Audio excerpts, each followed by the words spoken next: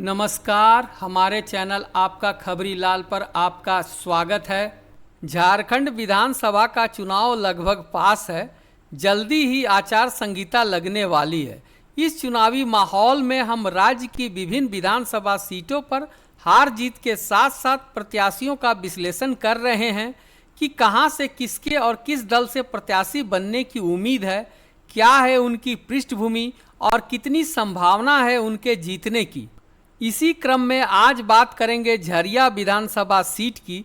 झरिया भारत का सबसे अमीर कोयला खदानों में से एक के लिए प्रसिद्ध है, जिसमें कोकिंग कोयला की अच्छी गुणवत्ता का सबसे बड़ा भंडार है। झरिया में समस्याओं का अंबार है। गंदगी और अतिक्रमण यहाँ की प्रमुख समस्या है। लाख कोशिशों के बावजूद झरिया को अतिक्रमण से मुक्त नहीं कराया जा सका है। तंग गलियों और घनी बसावट वाले झरिया की सड़कें टूटी फूटी है। झरिया में जमीन के अंदर आग धधकती रहती है, जिसके कारण भूधसान की घटनाएं अक्सर होती रहती है, जिसमें जान माल की क्षति आम बात है। विस्थापन की समस्या से लोग परेशान रहते हैं।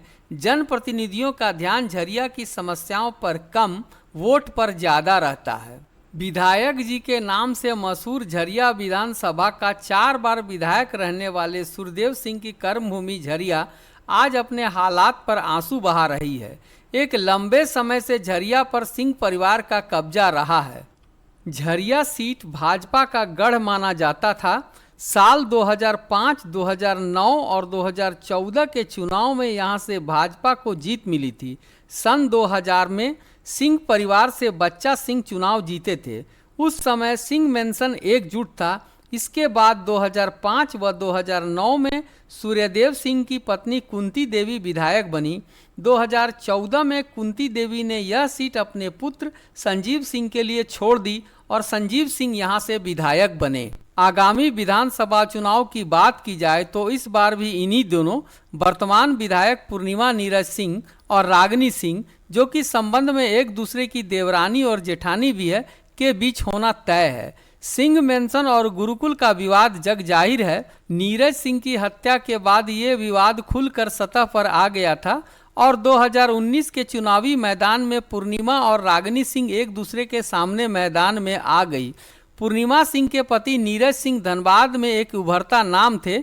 उनकी हत्या के बाद सहानुभूति वोट पूर्णिमा सिंह को मिला और वे 2019 का चुनाव जीतने में सफल रहीं। मगर इस बार की परिस्थितियां कुछ अलग है। इस बार जनता सहानुभूति की जगह काम पर वोट देगी।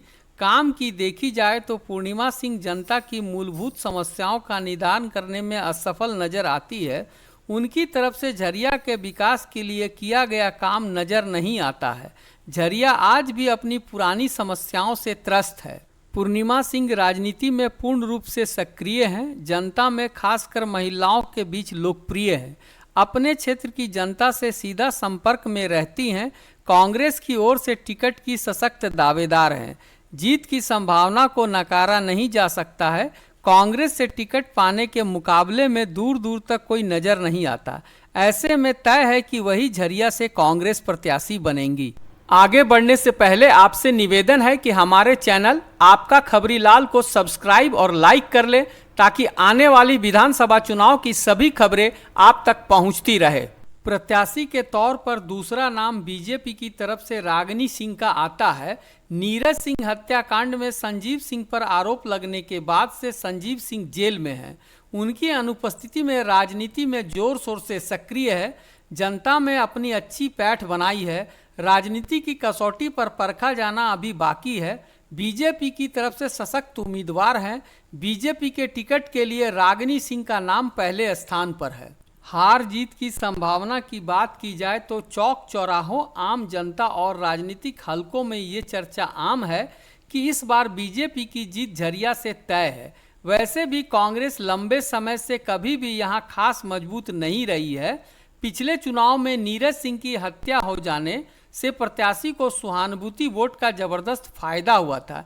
इसके बावजूद जीत का अंतर 12,054 वोटों का ही था। पिछले 2024 में ही हुए लोकसभा चुनाव में झरिया से बीजेपी प्रत्याशी ढूलू महतो को 96,028 तथा कांग्रेस प्रत्याशी को 58,870 वोट मिले थे। झरिया से कांग्रेस के विधायक होते हुए भी पूर्णिमा सिंह कांग्रेस उम्मीदवार अनुपमा सिंह को लीड नहीं दिला पाई। 2019 के विधानसभा चुनाव में बाबूलाल मरांडी की पार्टी जेबीएम से योगेंद्र यादव भी चुनाव लड़े थे, जिन्हें 2,779 तथा आजसू के अवधेश कुमार को 1,269 वोट मिले थे। इस बार की परिस्थिति अलग है। जेबीएम का विलय भाजपा में हो चुका है, आजसू के साथ गठबंधन है। ऐसे में इनका वोट थोड़ा बहुत ही सही बीजेपी के पक्ष में ही जाने की संभावना बनती है।